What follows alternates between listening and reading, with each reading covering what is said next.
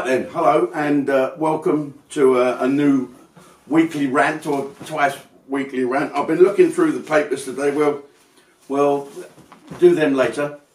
In 5 minutes I've got a call to America, so that's quite good. I've booked that. It's taken forever to do. But first, before we get started, a few anniversaries today. Happy birthday to a man called Zimmerman. Now who's that? I'll give you a clue.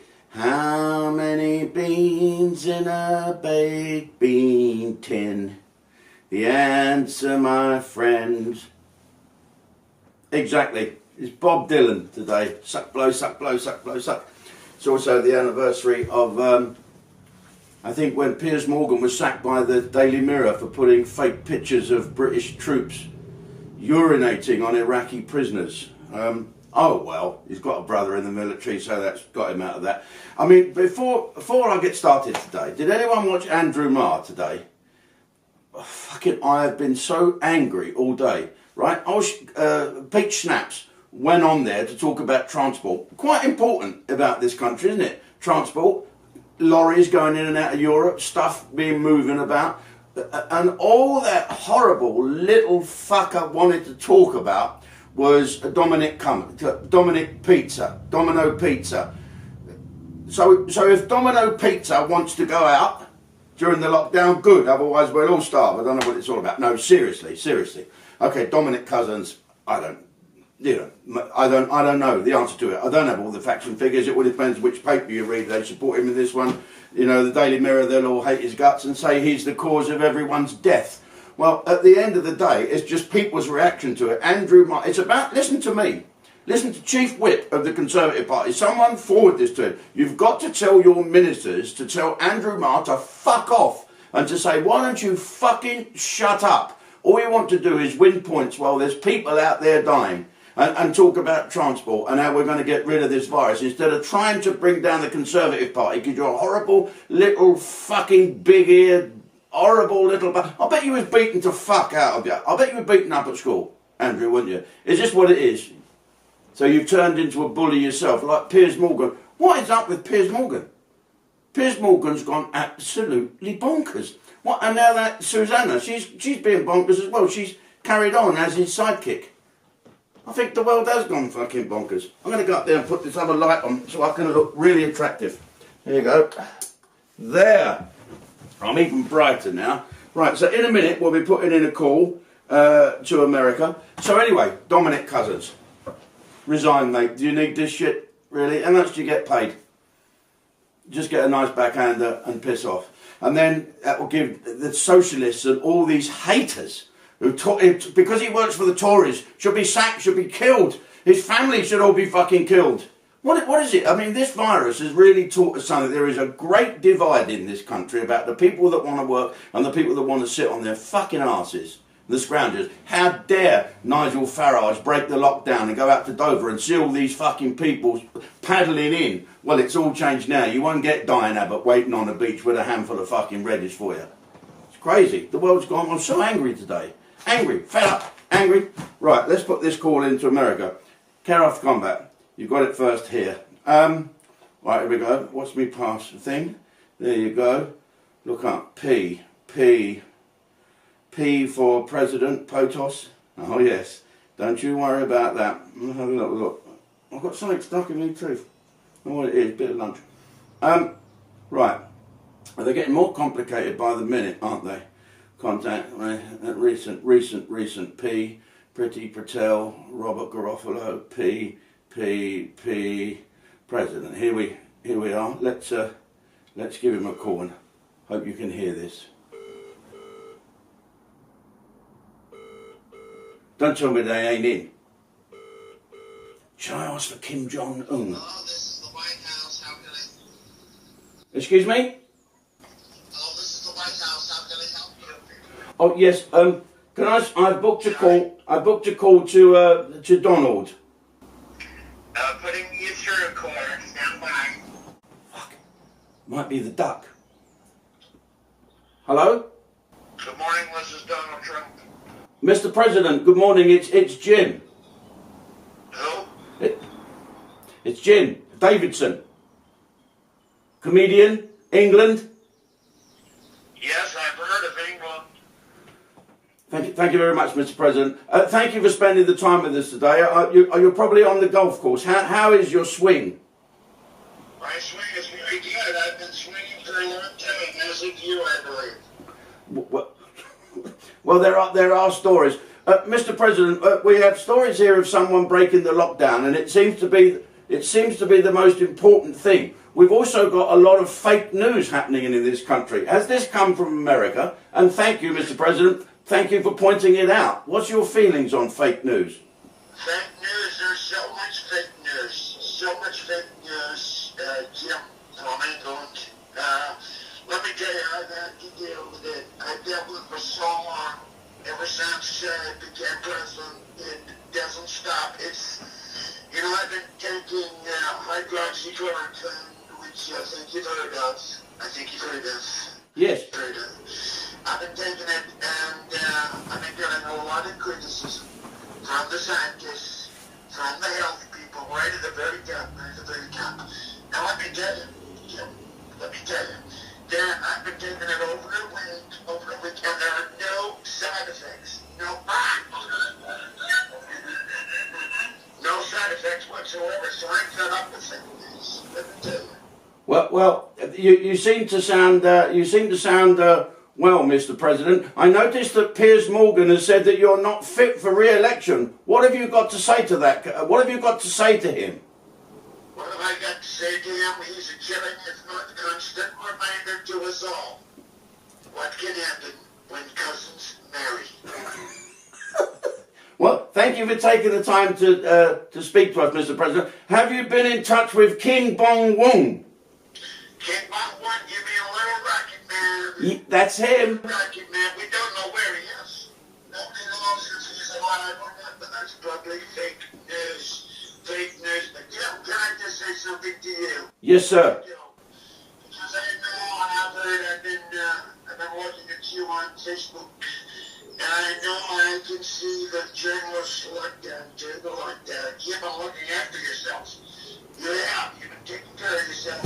And I hear that you've got a Fitbit. I've got a what, Mr. President? A Fitbit. Oh. It's like her name's Michelle. Yeah, you're right. Her name is Michelle. You probably bumped into her. She's a hairdresser, Mr. President. You perhaps could do with her. Yeah, well, that's true. Some people say who's the most dangerous man on the planet, and I sometimes say my hairdresser. It's true. It's true.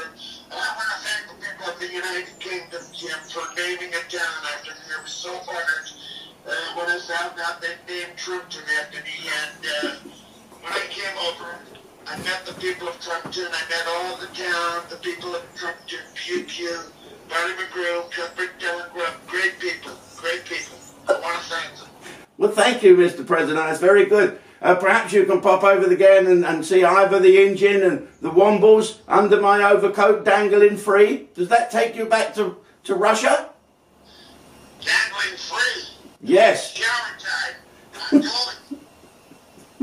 Mr. President, thank you for taking the time to speak to us today on JDTV. JDTV, that's beautiful. That's tremendous. And please pass our best wishes to Boris Johnson and tell him how thankful we are for all his leadership. Yes, I think he's done a great job. You're very lucky. He's a great. Can I just say, Jim, before I go, I know I said this, but I'm going to say it again. That not many people know this, but I do. Not many people know what's going on in the world. I've got to tell you that the economy right now across the world is suffering from an upturn downside. And I'm going to fix it. Nobody fixes it like the devil. They don't. Well, good luck with that, Mr. President, and we'll see you on the downside. I look forward to it. Thank you, Mr. President. If I was you, I'd get a new phone, get Huawei set up. Bye. That was the President of the United States, ladies and gentlemen, of America, here on JDTV. And next week we'll be speaking to Boris Johnson, and the week after, Frank Spencer, because that's all he can do. Okay, here we go. So, let's have a look in here. There's more about... Look, they've even got his name wrong. They're calling him Dominic Cummings. His name's Cousins, isn't it? Who's Dominic Cousins then? Is he an ice skater that eats pizza? I know one Dominic. He's from Aviation and Marine. They're the ones that lent me the money for my boat. I've only got to pay back 4 million. I borrowed 50 grand. Right, okay then. The other night, right, I cooked a paella from the... I had a look back at the cooking program. I think episode whatever it was. There was a paella, but there wasn't any ellas. It was all pie. And so I went down the funny shop here and queued up for a fucking month to go and buy some cockles and some clams. Now, I'd never, ever, ever eat them as a kid. Winkles.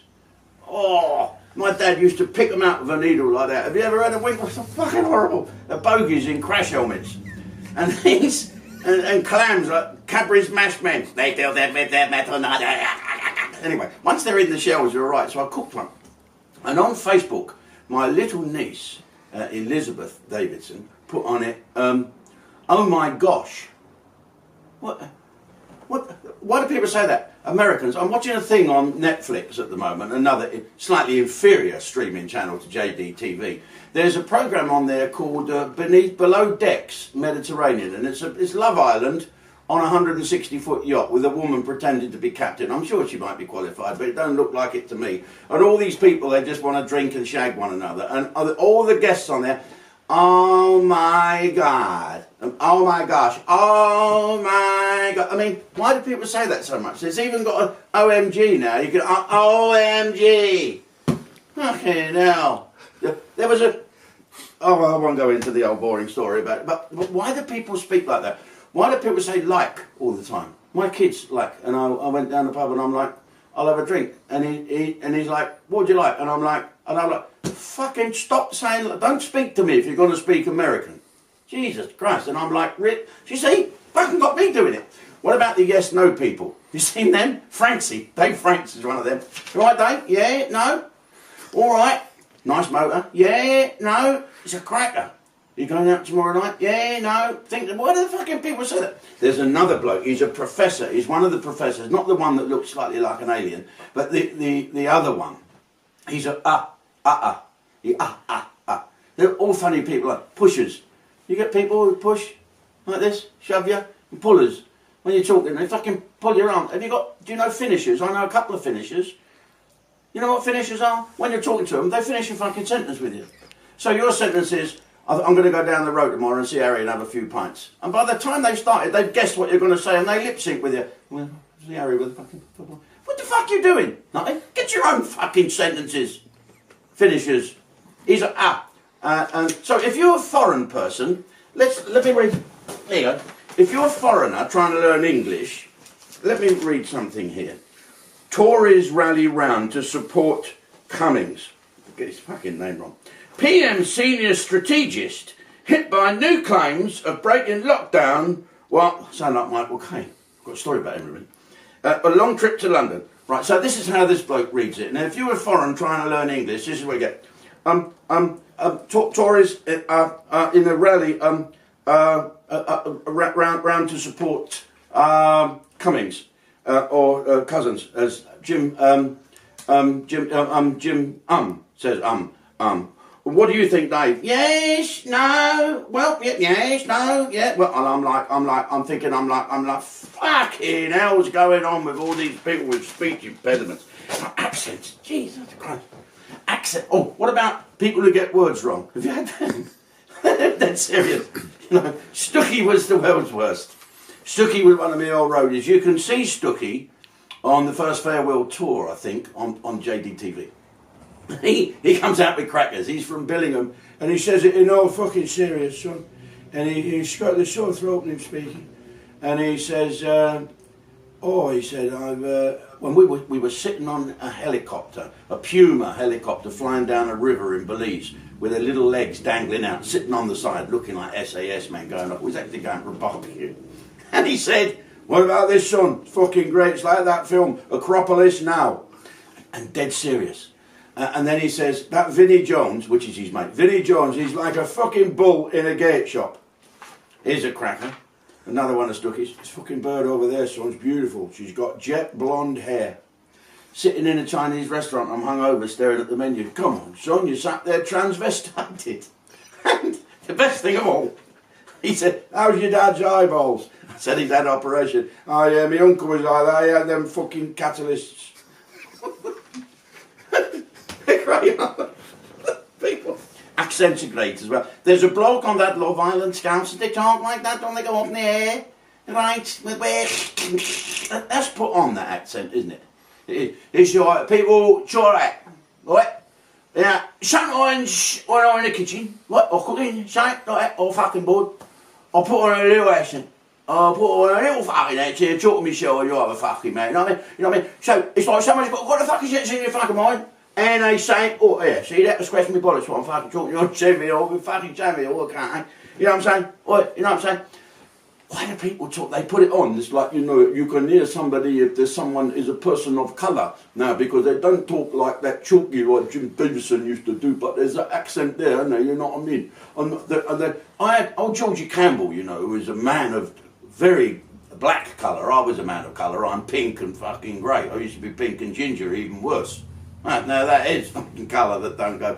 And then I have to be honest, viewers, the other evening I found my first grey pubic hair. Was in a kebab.